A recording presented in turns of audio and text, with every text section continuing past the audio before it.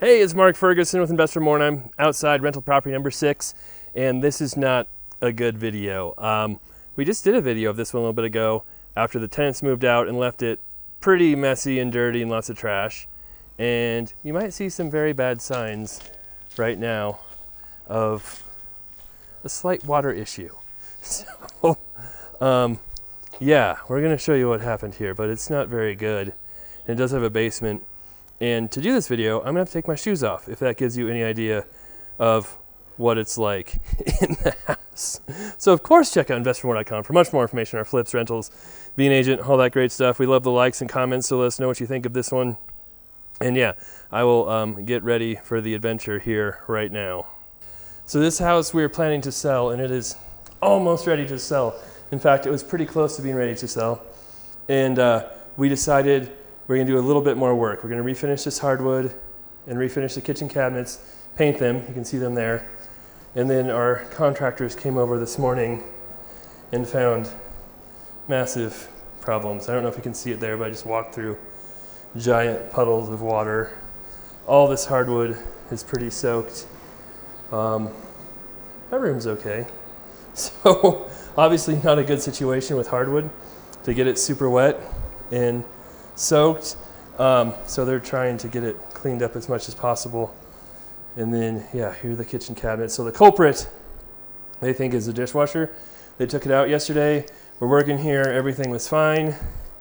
And then they shut off the water to it, but somehow one of the hoses, something to the dishwasher, just spewed water into the house all night long. And you can see there's enough water that it was creeping out of this main level outside. And so down here you can see there's some pretty major problems. All right, so down here in the basement is where it's worse, and they're looking for a floor drain to hopefully maybe help with that. And we have other people coming to help too. Don't really want to turn on the lights right now because, well, yeah, there's water coming from everywhere. Oh, there's a sweet penny. It's about an inch or two deep.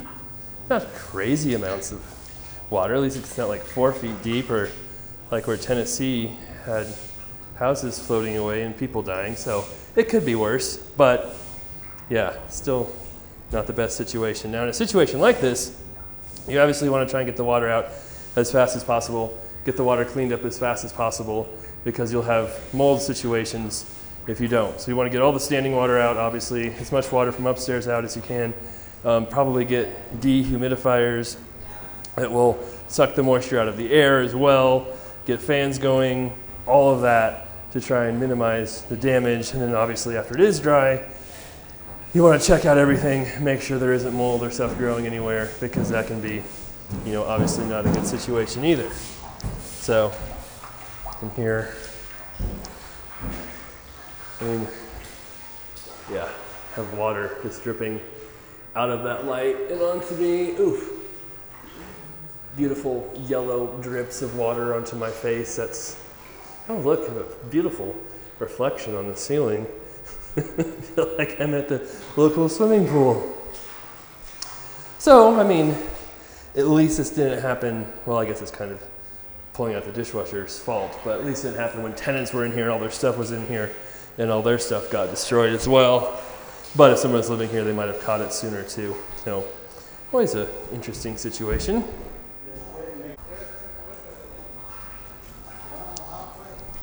And this house actually had issues before too. Oh, it's worse over here.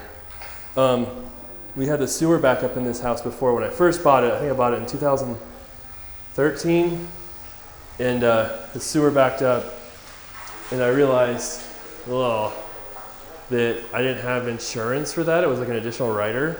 So I learned to get that additional rider on all my rental properties after that. And then yeah, they're looking for a floor drain in here, and we can't find one anywhere, but they pulled the toilet out, so hopefully that will help the water drain more. Oh man, in here.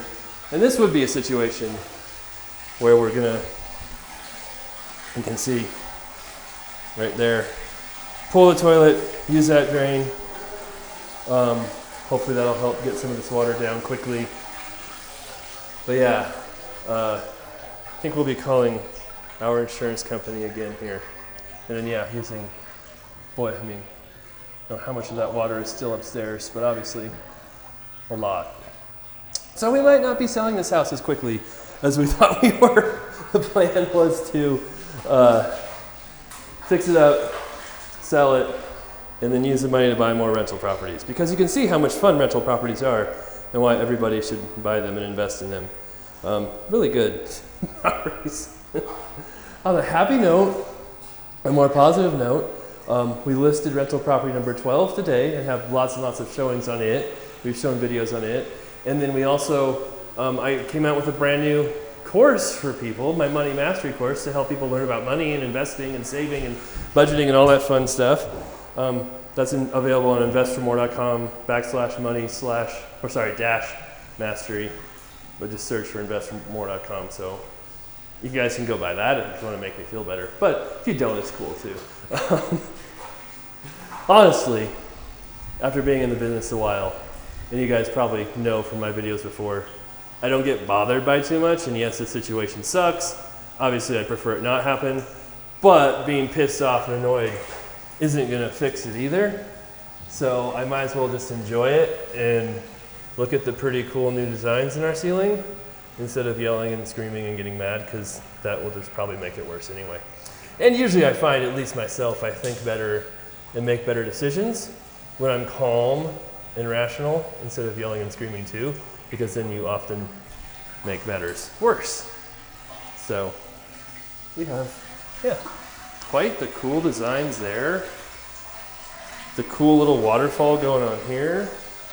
The cool ceiling stuff here. The cool reflections in the ceiling in the bedroom. Oh yeah, there's lots of good stuff going on.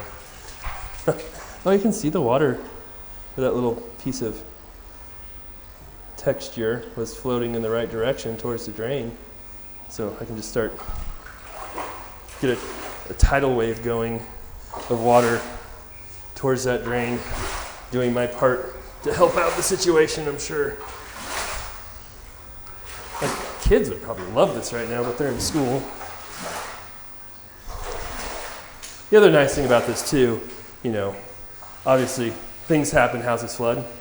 This is obviously pretty clean water, you know, from the city water. If you're in a real flood, that water is disgusting. It's so dirty. You don't want to be messing around with it, standing in it, playing in it, because that stuff is just nasty when you have flood water. It's just any sewage and waste and all kinds of junk in there, so that's not always a good idea. All right, well, I guess we will reevaluate this house after we get it cleaned up, dried out, see how much damage there is, and go from there. Like I said, we were planning to sell it. I think I bought it for $115 in 2013, in that range. We were planning to sell it for like $385, in that range. Now I'll be selling it for about $280. No, just kidding. We definitely fix it up and not sell it as is. But yeah, we'll definitely be extending our time frame on doing that as well. And we'll have the before video linked here too that shows kind of what it looked like when it's slightly trashed by tenants. It still looks better now than it did then. So I mean, that's also some good news. And there you go. We'll leave you with the beautiful reflection on the ceiling of our swimming pool in the basement bedroom.